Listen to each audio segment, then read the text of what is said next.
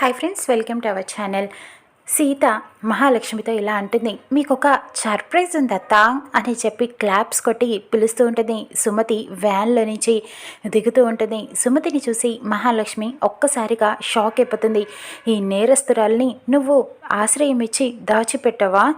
తిను సుమతి చంపిన హంతకురాలు అని చెప్పి నిందలు వేస్తూ ఉంటుంది. అత్త, మీరు 2 విషయాలు గుర్తుపెట్టుకోండి. ఒకటి, ఈ విద్యాదేవి టీచర్ సుమతి అత్తమ్మని చంపలేదు. 2, ఈ విద్యాదేవి టీచరే సుమతి అత్తమ్మ. ఇది కన్ఫామ్ అని చెబుతూ ఉంటుంది. ఇక మహాలక్ష్మి షాక్ అయిపోతుంది. అత్తమ్మ, రండి అత్తమ్మ, మిమ్మల్ని అక్కడ పెళ్లి మండపంలో పెళ్లి వాళ్ళు పిలుస్తున్నారు. మిమ్మల్ని తీసుకువెళ్ళడానికి మీ ఫ్రెండు మహాలక్ష్మి గారు వచ్చారు. మిమ్మల్ని తీసుకువెళ్ళటానికి రండి అత్తమ్మ అని పిలుస్తూ ఉంటుంది. ఇక సుమతి వ్యాన్ల నుంచి దిగి మహాలక్ష్మి పక్కనే నుంచొని ఉంటుంది. ఇక మహాలక్ష్మి అంటుంది, ఈ సుమతి గురించి నాకు తెలుసు.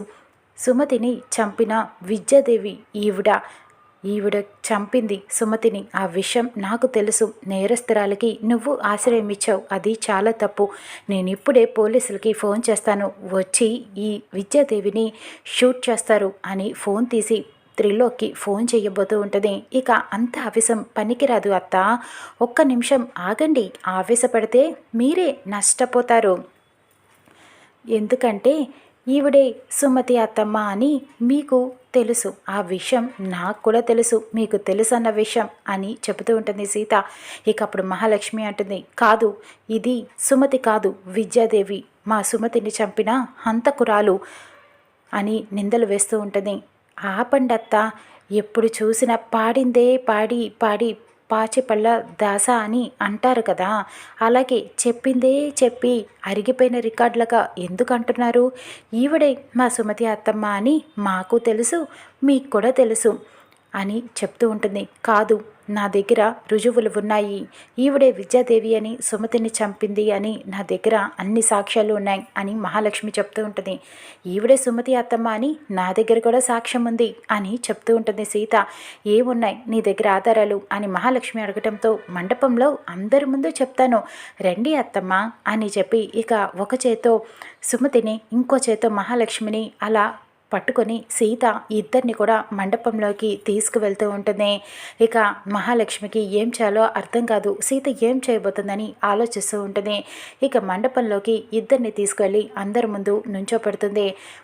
రామ్ అడుగుతూ ఉంటాడు, ఏంటి సీత, నువ్వు ఈ హంతకురాల్ని తీసుకొని వచ్చావు, మా అమ్మని తీసుకొని వస్తానని చెప్పి అడుగుతూ ఉంటాడు. అందరూ కూడా అడుగుతూ ఉంటారు, ఈ హంతకురాలకి నువ్వు దాచిపెట్టవా, ఆశ్రయం ఇచ్చావా అని చెప్పి అర్చన అడుగుతూ ఉంటుంది. ఇక అందరూ అలా అడుగుతూ ఉంటారు. కానీ సీత అంటుంది, ఈవిడే మా అత్తమ్మ సుమతి అని చెబుతూ ఉంటుంది. శివకృష్ణ చెబుతూ ఉంటాడు, కాదు రామ్, నిజంగానే ఈ విద్యాదేవే నా చెల్లెలు సుమతి అని చెప్తూ ఉంటాడు. లలిత కూడా అంటుంది, అవును, మా ఆడపడుచు సుమతి తినే. అప్పుడు ప్రీతి అంటుంది, నిజంగానే అత్తయ్య, తిను మా అమ్మ ఎలా అవుతుంది అని చెప్పి అడుగుతూ ఉంటుంది. నిజం ప్రీతి, తినే నా ఆడపడుచు సుమతి. రామ్ని కాపాడబోయి యాక్సిడెంట్లో అలాగా మొహం మారిపోయింది.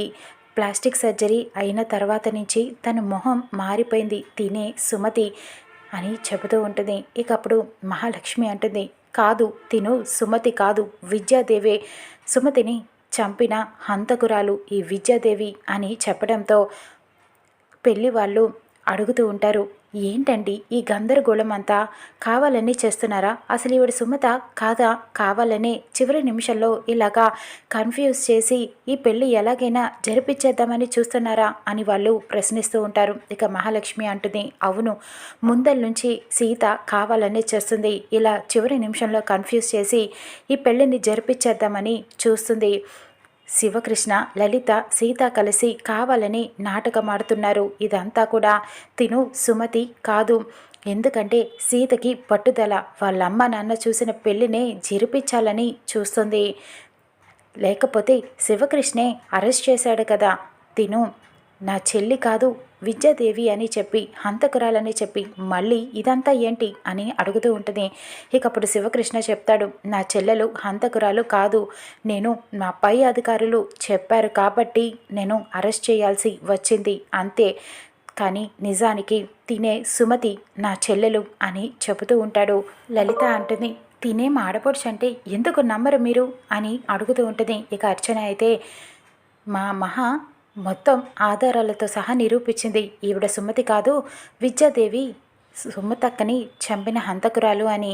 మీ దగ్గర ఏం ఆధారాలు ఉన్నాయి తినే సుమతి అని చెప్పడానికి అని ప్రశ్నిస్తూ ఉంటుంది. ఇక అప్పుడు మహాలక్ష్మి అంటుంది, ఆధారాలు ఏమీ లేవు, ఎందుకంటే అది నిజం కాదు కాబట్టి ఇప్పుడే త్రిలోక్కి ఫోన్ చేస్తాను, సిఐ గారికి, వచ్చి అరెస్ట్ చేస్తారు.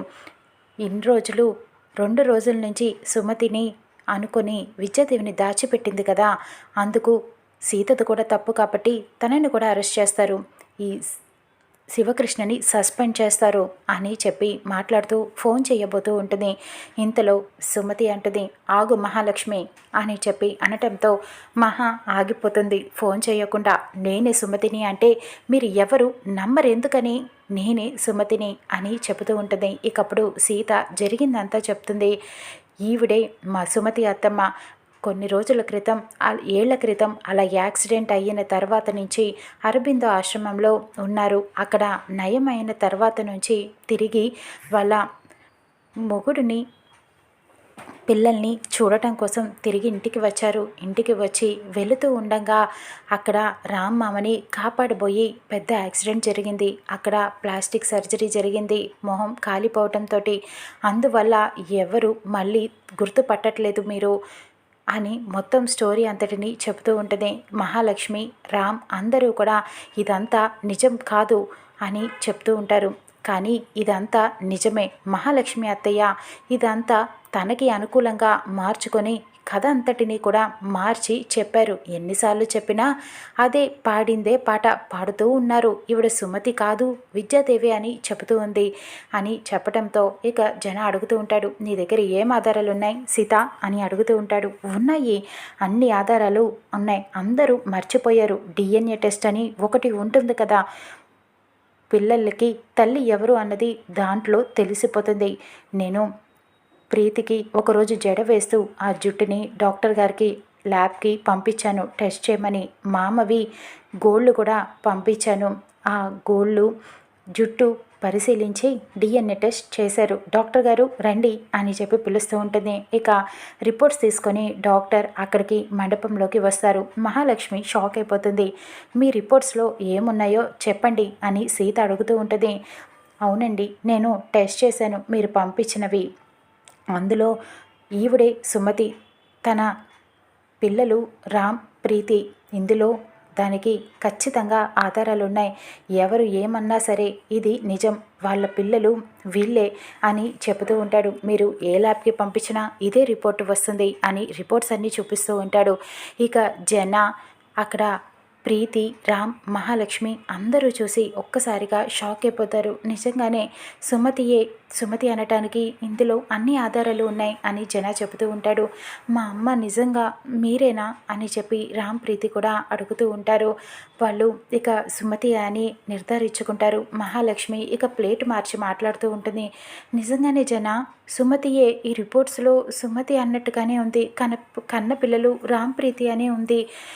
నిజమే, సారీ సుమతి, నేనే తప్పుగా అర్థం చేసుకున్నాను, నిన్ను గుర్తుపట్టలేకపోయాను, సారీ సుమతి అని చెప్పి సుమతిని వాటేసుకొని మరీ ఇక నిజాన్ని ఒప్పుకుంటుంది.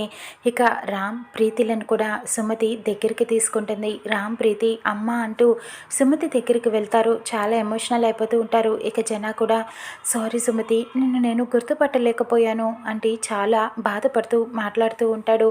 ఇక సుమతి, రామ్, ప్రీతి చాలా సంతోషంగా ఉంటారు. ఇక తర్వాత సీత చెబుతూ ఉంటుంది, ఇప్పటికైనా నమ్మారు కదా అని చెప్తూ ఉంటుంది.